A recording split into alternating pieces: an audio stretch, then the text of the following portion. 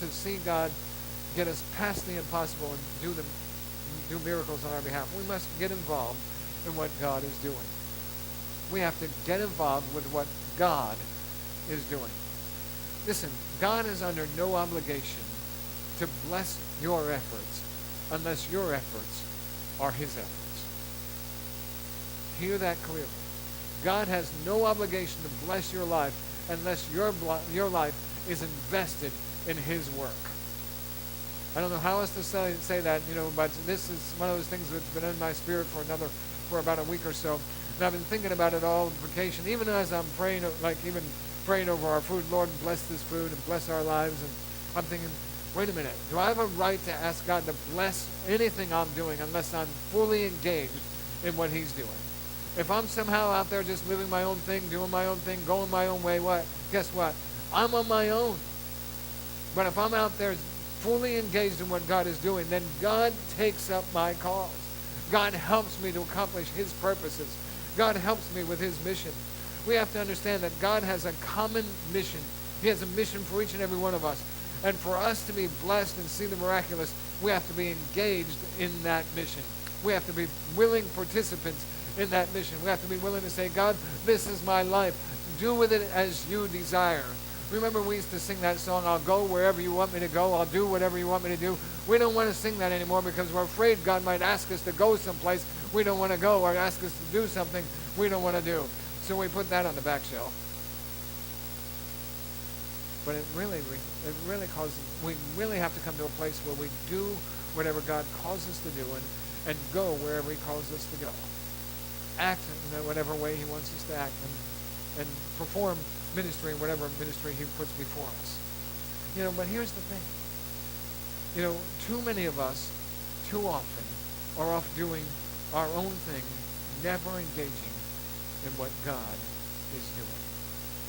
But I've got my life, and I've got my plans, and I've got my calendar, and I've got my daytime, and I've got all these things, and I've got it all mapped out, and I just can't give all that up to be doing what God is asking me to do.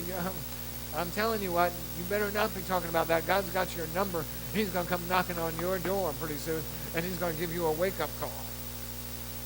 You might say that, but you can say, well, listen, I'm still kind of involved in the God thing. I'm still always at church, and I'm always involved in church culture, and I still love God with all my heart. But what you'll find is that your mission is not God's mission. And, that has a tendency to keep us in the same rut that makes life boring and never sees the miraculous. We get to the place where we're just doing the same old, day after day, event after event, because it's all about what we do and what we're comfortable with and our own mission. Nehemiah could have been the cupbearer to the king for the rest of the king's life. He could have stayed in that routine forever, as long as the king was in power and Nehemiah was faithful to his task. Nehemiah's job was secure. But you know what? That didn't see God working in Nehemiah's life. Nehemiah was just simply at a task at that point in time. So day in and day out, he would go through his normal affairs, faithful to his responsibility, serving the king, doing what he always do. His routine would be the same day in and day out. But if Nehemiah wanted to see God do the impossible, then he would need to engage in that which God was doing. And God was already beginning to stir the heart of Nehemiah. It started quite innocently, because Nehemiah simply asked some of those individuals who had come from Jerusalem back to Susa, those individuals who had survived the exile due to the persecution of the Jews. He asked them, how are things going among the Jewish remnant? How is it going in Jerusalem? Tell me what's going on with God's people there in Jerusalem. Tell me what's going on in the city of Jerusalem, that place where that city that God calls his home. And with that, those individuals who had come to him, his brother and others, had come to him, and they told him about the decrepit conditions of Jerusalem, and how the people and about the people who lived there. He came and he told them that the walls were broken down. He told them that the gates were burned, that the people lived in bondage to others, that they were being enslaved to others who had no respect for God and God's people. He told them about the pressure of the people who were putting unreasonable demands upon them. He says, listen, we are vulnerable to attack, and the enemy is about to come in at any moment. We live in fear for our lives, and on top of all of that, the people put heavy burdens upon us. It is not good in Jerusalem, he's saying. It is a bad scene in God's city. And what Nehemiah does, he looks at that situation and says, that is an impossible situation, because Nehemiah realizes he's so many miles away, there's nothing he can do. Even if he wanted to do, he's not sure that he could be the answer to that problem. And the situation was so hopeless. And what was to have been the spiritual center of the world had become a laughingstock to all. And so what was raised up as God's city now is being proclaimed as a land of rubble and waste and difficulty. Little did Nehemiah realize at that time that God was already beginning to stir his heart. That God was already beginning to stir something in Nehemiah about that which was impossible, so that Nehemiah could see the miraculous. You ever have one of those times when you begin to feel something in your spirit? It's one of those times you know something's got to change. It weighs heavy upon yourself, and yet you say, I don't see myself in that picture. I don't know how to even get involved. I don't know what to do. Here's the key. Nehemiah had to choose at that point in time to get involved in that which God was doing. He could have chosen the easy route. He could have stayed at his task. He could have continued to do his job. He could have walked out the same routine day after day. He could have continued to serve the king doing what he always did. Or he could answer the call of God that was stirring in his spirit and get involved in God's mission and embark upon that which God was doing. He could have said, listen, I understand all that's happening here, and I understand my responsibility before the king, but there's something in my spirit that's stirring about an impossible situation over there. Now, certainly he could have prayed about it, and certainly could have called upon God in regards to it, but there was something more happening. And he's saying, listen, am I going to get involved in that which God is doing? And so as Nehemiah faces this decision, he stands at the crossroad of the miraculous and the routine.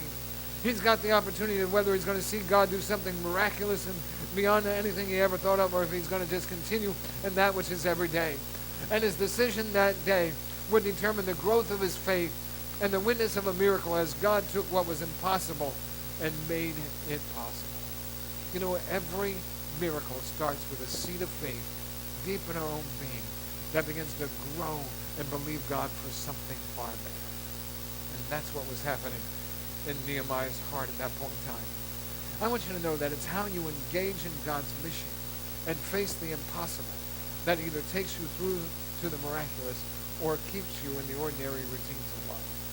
It's how you face that, what you decide to do in that critical moment when that thing weighs upon your heart. You might say, well, Pastor, the routine things are not all that bad, and I kind of like it this way. It's, I like things this way. It's kind of comfortable, and it doesn't push me outside my limits. And I suppose that's your right to say that and do that and to live in that fashion. But if you're ever going to grow beyond the routine, when you come face to face with the impossible, your faith will not be sufficient to carry you through to the miraculous if you just simply say, I want to stay where I am.